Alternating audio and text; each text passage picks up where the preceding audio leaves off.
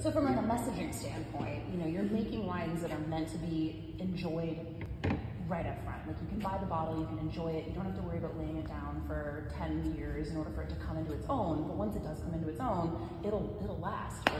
Here's why. We have a huge phenolic load in our wines. If you ran a tannin assay on our wine, there's a huge phenolic base there. But they're the long seductive tannins that you get from the skins, which is where the anthocyanins live, which is we have those bind with the anthocyanins that give you the color. That's why the wine is so dark. We're pressing sweet, so we don't get those seed tannins. So we get the good tannins, which are long and seductive, not the small bitter ones. And the long ones naturally then go hand in hand with the anthocyanins to give us this color.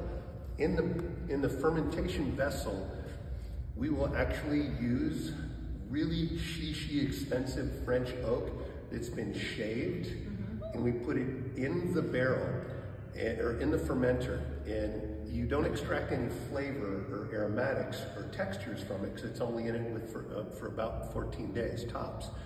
But what it does is it works as a magnet, and it attracts the proteins and free radicals in the juice that will normally attack those long phenolic compounds, and it eats them up, and it reduces that. And because it reduces those, a lot of winemakers then resort to extended maceration, so they get the seed tannins to offset what they've lost.